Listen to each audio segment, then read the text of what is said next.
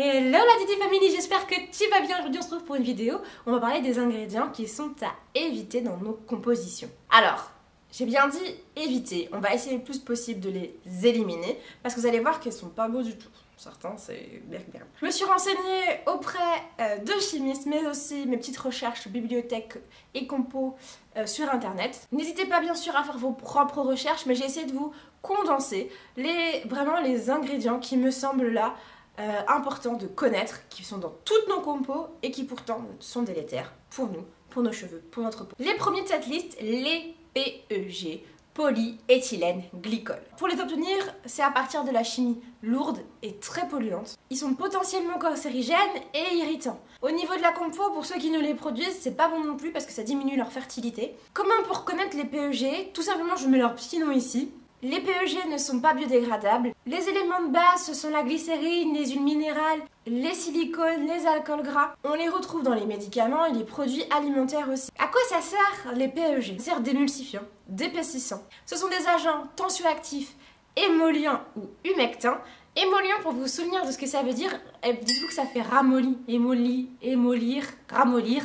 Donc ça va en fait venir assouplir le cheveu, assouplir les tissus, la peau, ce qui va donner aux cheveux cet aspect souple en fait, cette souplesse aux cheveux, ça va aider. Et ça va venir humecter, humectant, mouiller quand on humecte quelque chose, et bien ça va venir comme des petites éponges, garder l'hydratation. Donc vous l'aurez compris, par son aspect toxique pour la planète, mais aussi par son petit rôle de véhicule qui va superbement bien ouvrir en fait, des petites voies aux produits qui eux sont encore plus toxiques de pénétrer dans la peau. Les PEG, il faut donc s'en méfier. Ah là là, mes préférés.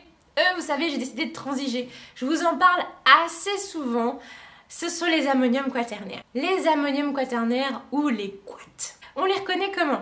Je mets leur petit nom juste ici. C'est quaternium suivi d'un chiffre.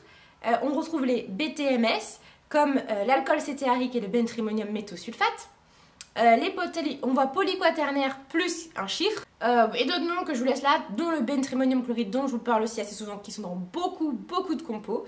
Les ammonium quaternaires, ça remplace les silicones. Dans la plupart des produits que vous voyez marqués sans silicone, on peut être sûr, vous pouvez vous mettre la main à couper que vous retrouverez dedans des ammonium quaternaires. Ça donne l'effet de lubrifier et démêler du cheveu. C'est pour ça que dans les conditionneurs et les shampoings, vous en trouverez très souvent. C'est à ce moment-là, et surtout dans les conditionneurs, on a besoin que les cheveux soient démêlés et donc c'est à ce moment-là qu'on va retrouver des quats. Dans les produits bio certifiés, vous ne trouverez pas de quats, sauf un ou deux, il me semble.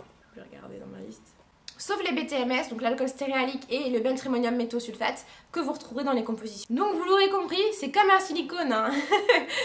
L'ammonium quaternaire, ça vient aussi un peu faire un agent de masquage. Mais je trouve qu'entre les silicones qui vont faire cette pellicule et les ammonium quaternaires qui vont juste aider, c'est ce qu'on dit, à démêler et à donner l'aspect lubrifié, juste l'aspect, je préfère quand même les ammonium au silicone, mais ça c'est mon avis. Bon allez, du coup on va parler des silicones tout de suite tant qu'on y est. Donc on va parler des silicones. Pour les retrouver, comment on sait, vous le verrez, je vous mets les petits noms juste ici. On retrouve le diméthicone, l'amidocone, en fait en gros tous les ones, anes que vous pourrez trouver. C'est un émollient, donc émollient, émollir, ramollir, on s'en souvient. Donc l'effet c'est de pouvoir ramollir le cheveu. Ça apporte de la douceur, un effet lisse et glissant aux cheveux.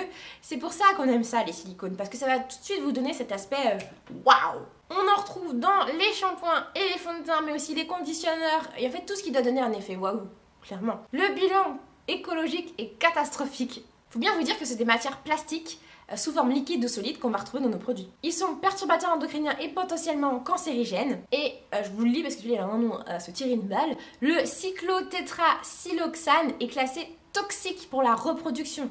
Vous vous rendez compte, on met des produits sur notre tête, sur notre peau, toxiques. Si on veut quelque chose qui a le même effet en contrepartie, utilisez plutôt des huiles vierges, première pression. Je vous ai fait un top 5 sur les huiles, allez-y, allez checker. Ensuite, on va pouvoir parler des sulfates. Les sulfates, je vous en ai déjà parlé parce que pour moi, c'est un véritable irritant. Moi, je me rends compte.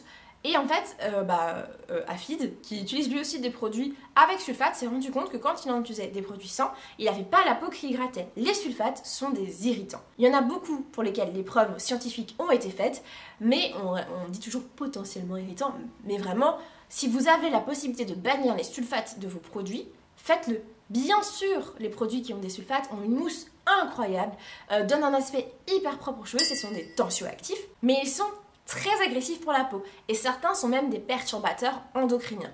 Comment on les reconnaît? Bien sûr, le sodium lauryl sulfate, le sodium lauryl sulfate. À la place, regardez tout ce qui va être coco, mytho, je sais plus quoi son nom, je vous l'écris là, mais qui lui est à base de coco, qui est un peu mûr, mais aussi qui est quand même considéré comme un irritant. Mais en tout cas, moi j'ai vu... Ah oui, j'ai oublié de vous dire un truc sur les sulfates. C'est aussi potentiellement cancérigène, surtout au niveau du sang, pour les cancers du sang. Sachant que c'est donc des tensioactifs qui sont présents dans les gels douche et les shampoings, je préfère les bannir. Tout. Et on va finir par les derniers, donc les parabènes, qui sont pour moi ceux dont on entend plus parler. Tout le monde en parle. Mais les parabènes, pourquoi il faut les fuir? Allergisants, perturbateurs endocriniens et potentiellement cancérigènes, surtout au niveau du cancer du sein. C'est pour ça que dans les déos, il faut éviter les parabènes. Parce que si vous avez des parabènes, c'est juste à côté, eh ben, il y a quand même un fort risque d'augmenter, en tout cas, c'est un fort risque pour le cancer du sein. On augmente le risque en tout cas. Ce sont les parabènes des conservateurs, mais ça ne vous conserve pas, vous. Non. Comment on reconnaît des parabènes? J'ai trouvé cette petite phrase dans un des articles de l'UFC Que Choisir. C'est P et B ne sont pas bons. Donc on retrouve le butylparabène, les méthylparabènes, éthylparabènes, bref, je vous les mets là pour que vous ayez la liste. D'ailleurs, j'ai trouvé un super article de l'UFC Que Choisir, je vous le mets dans la barre d'infos, où il vous donne une liste des produits vraiment warning à éviter.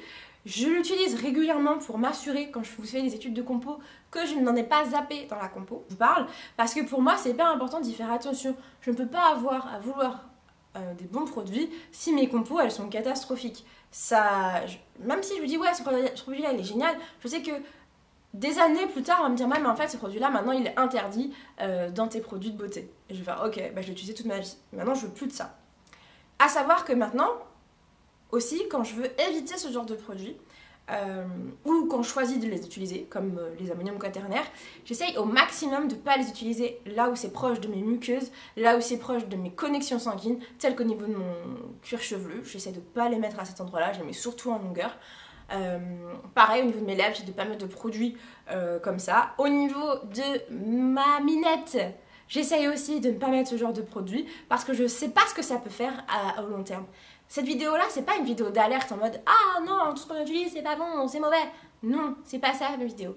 Ma vidéo, c'est plus, en fait, de petit à petit, vous aider aussi à passer dans cette transition-là, la transition que moi, je suis en train de faire, et être alerte sur les produits qu'on utilise. Si on utilise de la merde, il faut qu'on le sache. Et ça, c'est important.